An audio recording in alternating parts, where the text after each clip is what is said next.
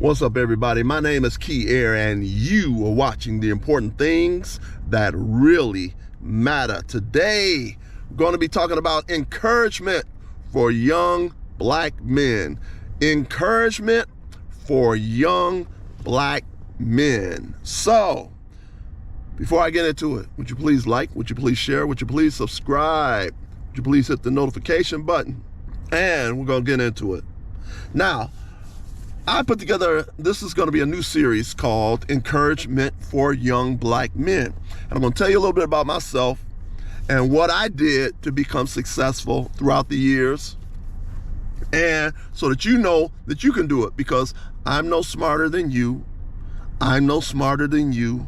I'm no smarter than you. And so if I can do the things that I'm going to tell you, you can do the same thing too. And I'm going to give you a little bit of guidance and direction how you can go about being successful as a young black man. So I want you to look at me, see what I accomplished, and then after you see what I've done to accomplish things, I'm gonna kind of give you some step-by-step instructions on what you need to do to become successful. And part of becoming successful as a young black man is to know that the more education you have, the more money you will make. The more education you have, the more money you will make. The more education you have, the more money you will make. You got to have the mindset. You must have the mindset that you always are in the mode of learning and willing to learn and willing to sit down and read, willing to do whatever it takes to learn whatever new information or new materials you need to learn that will make you successful.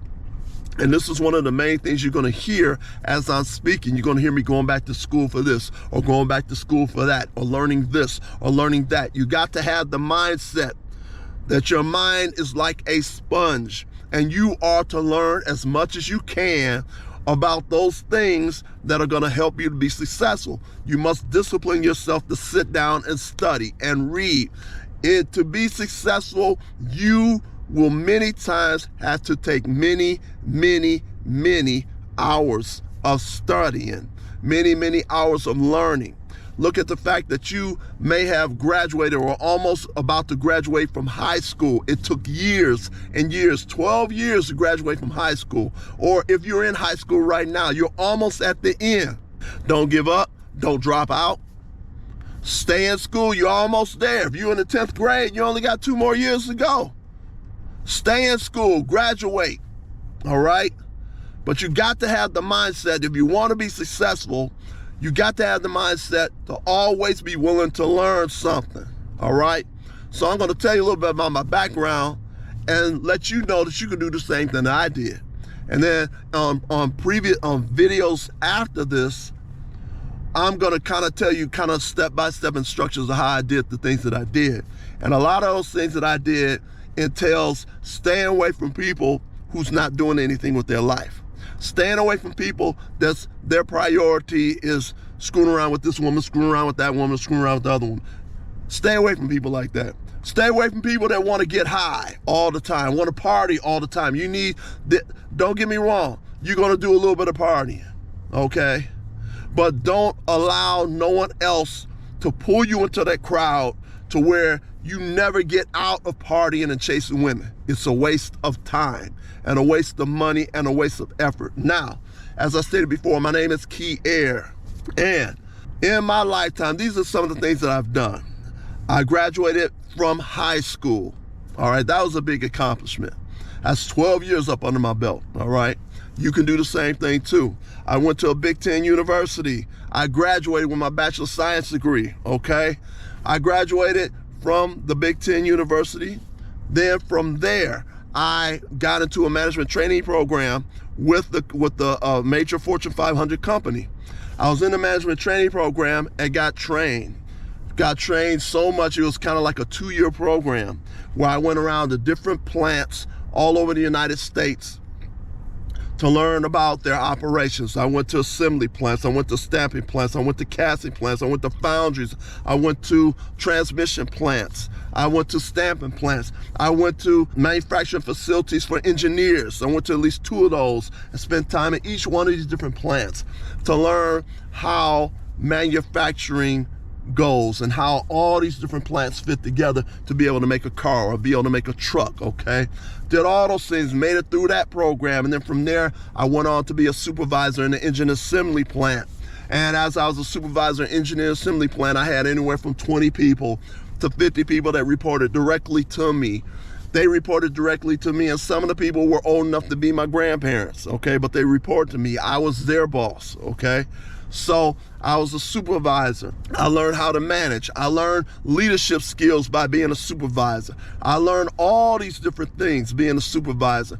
And then after a period of time, I got promoted to be an industrial engineer in one of the major assembly plants. I was in one of the major assembly plants learning how to be an industrial engineer. Got into the plant. I started being trained by people that had 25 and 30 years experience as an industrial engineer. So as soon as I went into the plant, I not only I was given an extremely difficult area to run, the area to run that nobody else wanted to run, which was a trim shop. Very, very complex area, had too many problems. It was like one of the worst places to work in as an industrial engineer because it was just so many complexities in the trim shop. And so this was my area of responsibility. I had a great deal of responsibility. And then in addition to learning the jobs that were on the floor and handling day-to-day activities with the production, with production supervisors and the production manager, I was also required to go through launches. So I got immediately thrown in to be an industrial engineer and immediately thrown in to start working on launches of brand new vehicles that were coming into the plant. And so I had to work very, very closely with advanced manufacturing people and other engineers, other process engineers, product engineers, advanced manufacturing people to help them resolve their pilot vehicle build problems. So I got thrown into this huge environment. I had to learn all these jobs, and in my area of responsibility, there was almost 300 jobs that I had to learn. I almost had to memorize everything out of all those jobs, and I had to service the six or seven supervisors that were in the area, including the area manager. I also had to any problems that came up with any engineers that came in, I had that concerned anything that went on in my area of responsibility, whether it was process engineers or product engineers or things along those particular lines. I had to take care of them. And so while I was learning all these different things, I did that for about 2 or 3 years. And then after I got the job down pretty well, then I decided to follow after my passion, which was music. And so as I learned all this stuff and all this information, how to handle the area and how to take care of everything like I was supposed to, I went back to school to learn how to be a studio engineer.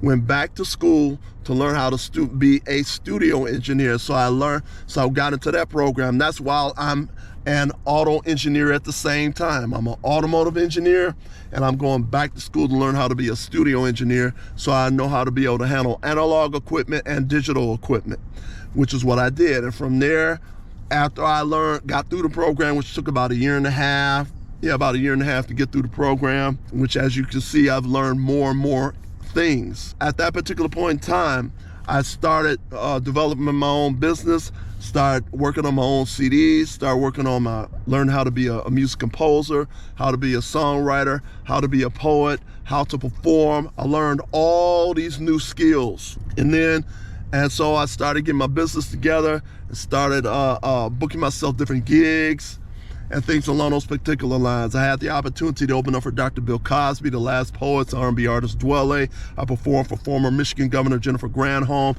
I got the opportunity to perform for the NAACP. I performed at many of the festivals in the Michigan area. I got the chance to perform with many of Michigan's top jazz artists in the Metro Detroit area. I did all of these things. And in addition to all that and starting my own business, I went back to school again later on. And then when I went back to school later on to pick up a skilled trade, back to school later on to pick up a skilled trade as a diesel mechanic. Now, I know I ran through a whole lot of stuff that I've done. Some person may say, oh, you're an overachiever. I don't really think so. But as you can see, as I'm talking to you, my mindset was always aimed and focus to learn whatever I was interested in, even stuff I was not interested in, even things I was not even really interested in, but I had to do those things to be successful. Like some of the things a lot of classes I took when I was going to a Big Ten university, many of those classes I was not interested in at all, but I knew I had to go through the process of learning about things that I don't particularly like to do so that I can get to where I want to go in terms of being successful. You follow what I'm saying? So I learned how to learn quick by being at a university. I learned how to absorb large amounts of information, learned how to discipline myself to sit my butt down for hours to learn something. And so I'm saying all these things and all these accomplishments that I have done in my particular life, even up to this particular period of time, has always went along with the mindset that I always had to have my mindset to be as a sponge, to be willing to learn whatever I need to learn, even if it was something that I didn't really particularly like at the particular time. But I learned those things so that it will help me get to the next level where I want to go. Do you follow what I'm saying? And I want to go back to say this, and which is extremely important and extreme emphasis, which is this: if I can do all these things, you can do those things too. If I can do all of these things, you can do all these things too. If I can do all these things, you can do all these things too. Now I'm going to cut this video short, and I'm going to go into the series, come back for parts 2, probably parts 3 or so, and I'm going to go into step by step what I did throughout the years. Because many times it takes years to be successful. It takes years and years to be successful. Success does not happen overnight. I was listening to one actor. The actor stated it took 20 years to be an overnight success. A lot of people think that he was overnight success when it actually took him 20 years to get there. So keep that in mind. If I can do it, you can do it. If I can do it, you can do it. If I can do it, you can do it, because I'm no smarter than you. Discipline yourself, okay? So please like, please share, please subscribe. Come back for the next series of videos, and I'm going to go into some of the specific steps in which I went into to be able to accomplish all the things that I was able to accomplish, and for you to be able to accomplish the same things and even do even more than what I did. Okay, peace.